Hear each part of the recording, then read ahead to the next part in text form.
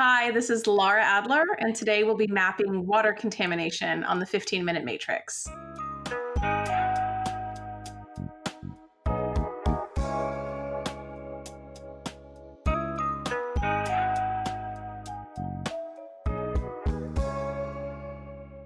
Welcome to the 15-Minute Matrix. I'm Andrea Nakayama, functional medicine nutritionist, and your host. This is the podcast that brings you bite-sized insights and lessons on how to use the most important tool in functional medicine and functional nutrition. Today on the 15-Minute Matrix, I've invited my good friend Lara Adler back to the mic. Lara is an environmental toxins expert and educator and a certified holistic health coach who teaches health coaches, nutritionists, and other holistic health practitioners how to eliminate the number one thing holding their clients back from the results they are seeking: the unaddressed link between chemicals and chronic health problems. She trains practitioners to become experts in everyday toxic exposures so they can improve client outcomes without spending hundreds of hours researching on their own. And as I said, she's also a dear friend and a repeat guest on the podcast. As someone who combines environmental health education and business consulting, helping thousands of health professionals in over 25 countries around the world elevate their skill set, get better results for their clients, and become sought-out leaders in the growing environmental health and detoxification fields, I asked Lara to come speak to us about water quality. Let's go get our feet wet and get this pool party started.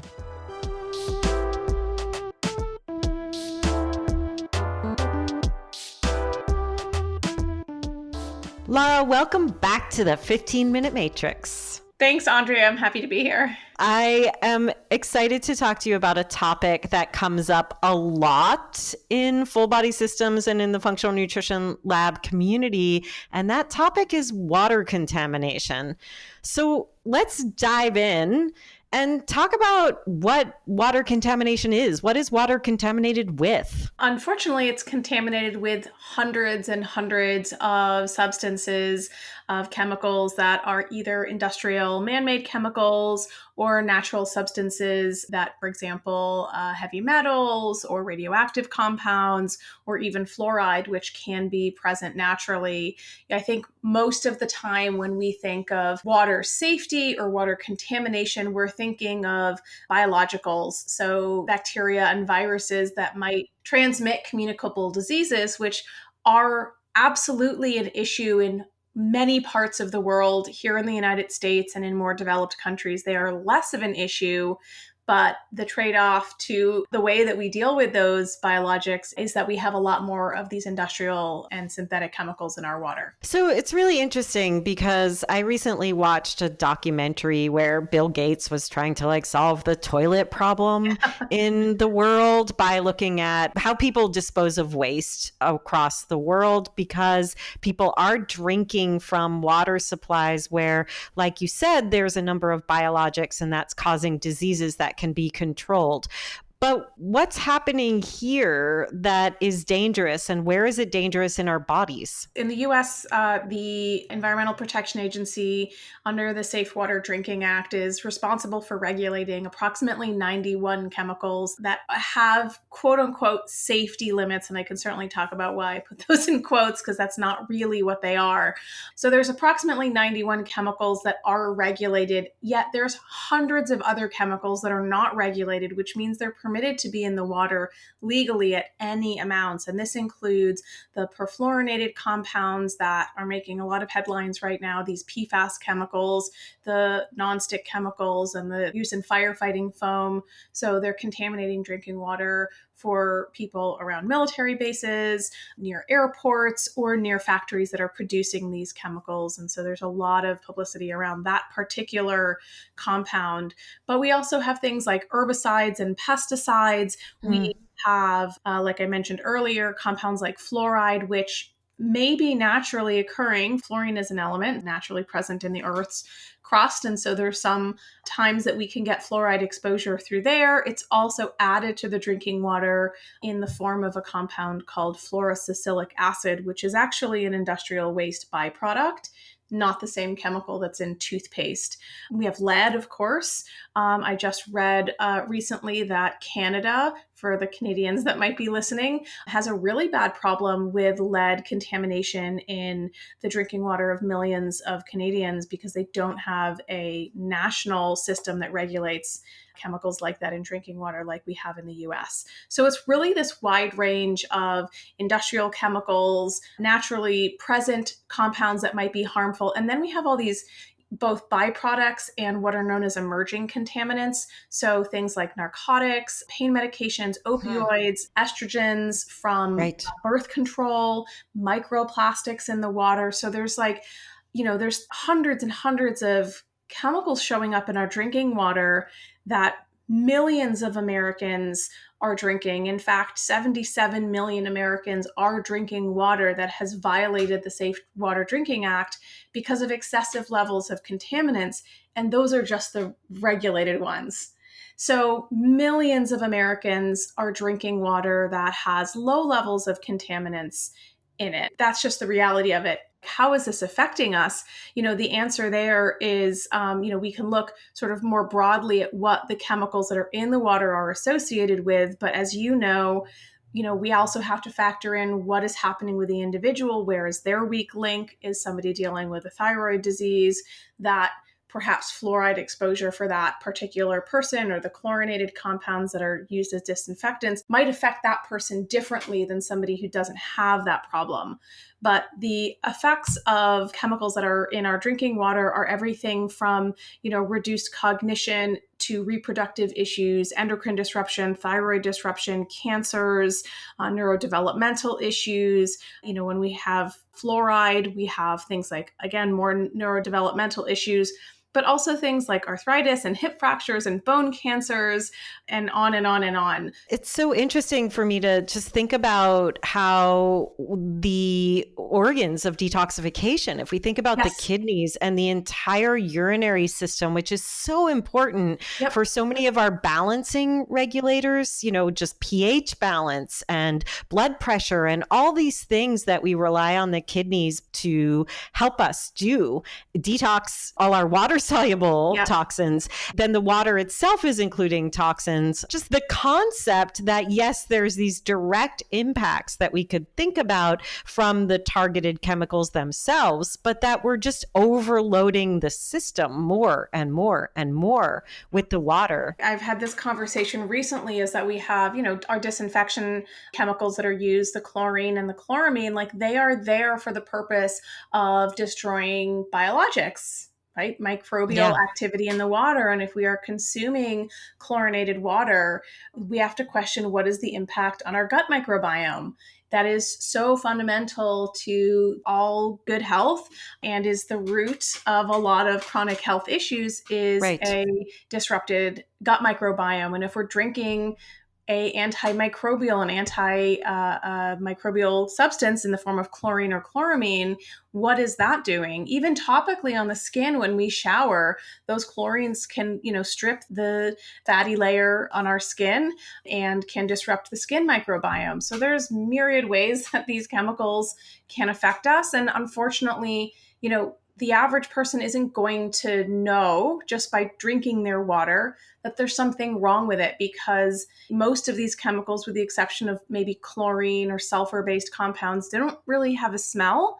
And so the average person doesn't know that these things are even present. So, we're kind of in this situation where, we have to do research on our own to figure out what's happening and then take action to correct it. So let's go there. Let's go into action to correct it. I know a lot of clinicians want to know what to do about water and what to advise about water. The first thing I want to do before we talk about methodologies of addressing contaminants in our water is just to head over to the right side of the matrix, the skills section, and talk about hydration and determine what happens if we hear you and we're feeling fearful and yet we know we need to hydrate.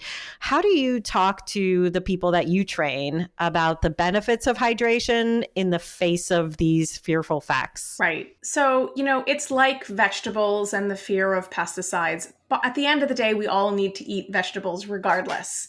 And same with water. At the end of the day, we all need to drink water. Water is what helps flush our kidneys. It's part of what we need to facilitate the detox process. All of our tissues require hydration. And so just being dehydrated can in and of itself cause or contribute to a lot of different health issues. So there's no question that we need to be hydrated, period. And if people are in a position where, they maybe practitioners are working with clients or patients that don't have the funds to go out and buy the biggest, most fancy high-tech water filter, at the end of the day, they still need to be directing them to, spend $20 on a water filter, even if it's not the best one, and just to drink water. It's a non-negotiable for sure. Yeah, non-negotiable for sure. I agree 100%.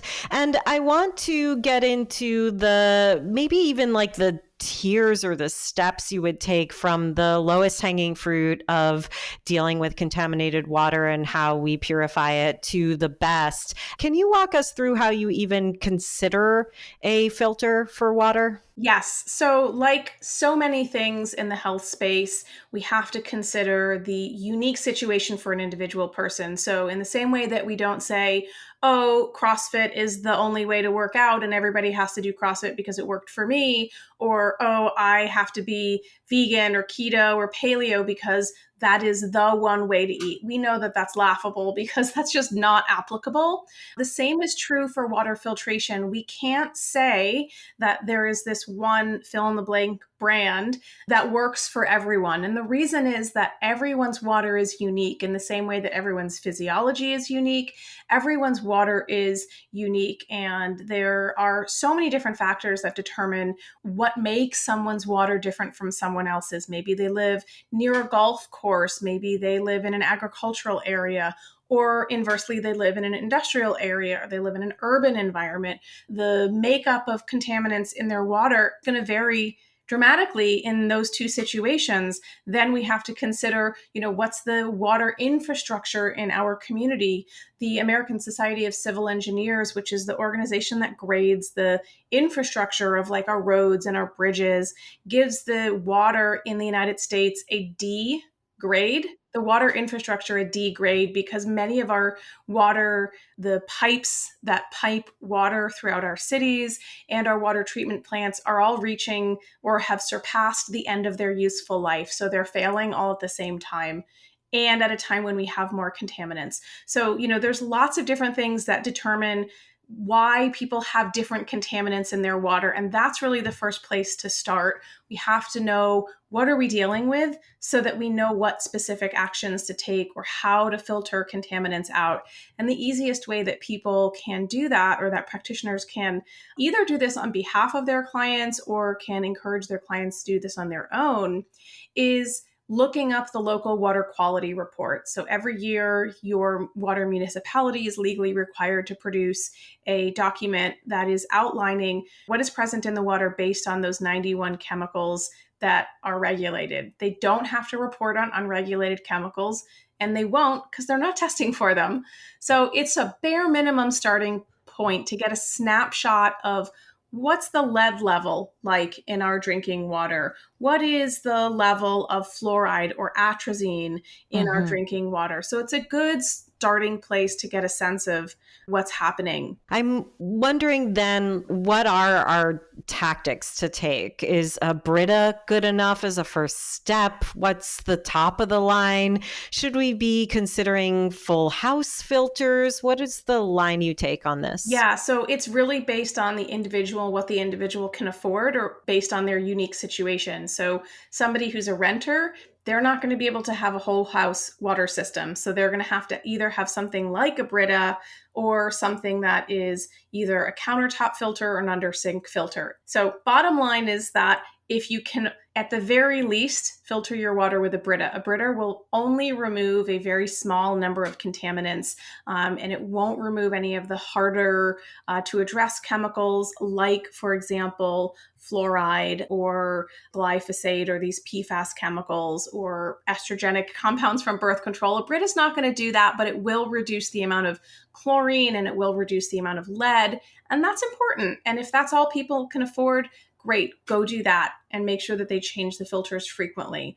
Going along that sort of good, better, best spectrum, in the middle, we're going to be looking at, multi-stage under sink filters. And the reason I say multi-stage is because each one of those stages is likely going to contain different types of compounds or filter media that is designed to address very specific contaminants. And this is why we have to know what's in our water so we know which of those stages are going to be relevant for us. Right. So, in Portland, Andrea, where you and I live, our city uses chlorine and ammonia. So we have chloramine in our drinking water, which is much harder to remove than chlorine.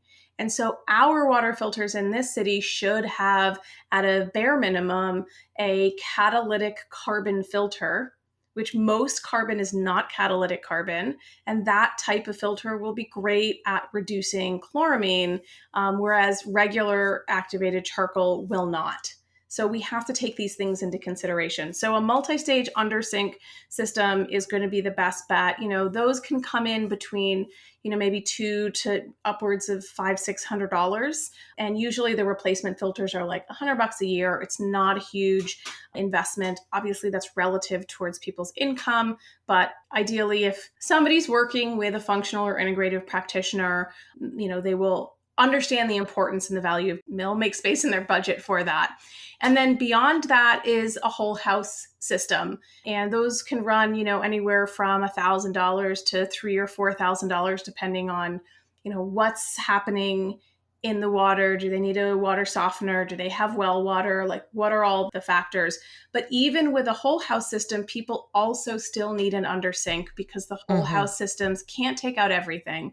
They take out a lot of the big stuff, but the smaller stuff still does need to be filtered out at the sink. So people often don't know that, and they go get a whole house filter and then they test their tap water at the sink and they're like, wait, why are there still chemicals in the water that I want to avoid? So usually they have to get both. So as we look at the matrix, Lara, is there anything else that you want to point out to practitioners, but anything else that just is glaring for you that you really want practitioners out there to know? Well, I think in addition to water coming in, I like to think about water coming out, which is not necessarily about water that we're consuming per se, but sweating is a fantastic way to help at least reduce the amount of toxins in our body. And that process of sweating, whether it's sauna or through exercise, is really important. And we want to remember that many of the toxins that we're exposed to do excrete through that pathway. In fact, some preferentially over things like urine. So that's the sort of the other side, the going outside of hydration in the body. And that obviously, if we're sweating to support detox, that we are, of course, rehydrating and including good minerals in our water when we're doing that to restore minerals that are lost during sweating. So all things that fit into this puzzle. But, I think that if practitioners are working with their audience on optimizing nutrition and optimizing sleep and minimizing stress and helping them hopefully address the chemicals in their environment, that water is one of the key places that they start because, we're drinking it every day. We're showering in it every day. Even your water quality report will have a warning for people that are immunocompromised or elderly. And how many people are immunocompromised? So many of us. And so if that's the case, addressing water is not a luxury item. It's a necessity. Lara, thanks for taking us on a deep dive into water contamination and joining us once again on the 15-Minute Matrix. Thank you.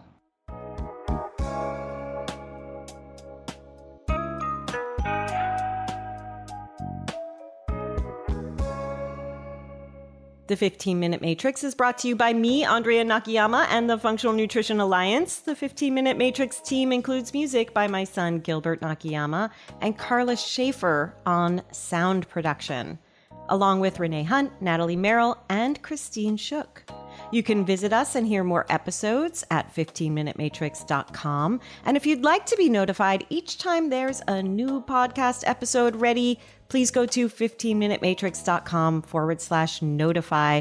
We'll just drop into your inbox with a really short reminder that a new episode is ready for you. Plus, we want to hear from you. We want to know how you enjoy the podcast, and we'd like to know who you'd like to hear on the podcast and what you'd like to see mapped on the 15-minute matrix. You can email us at ask@15minutematrix.com.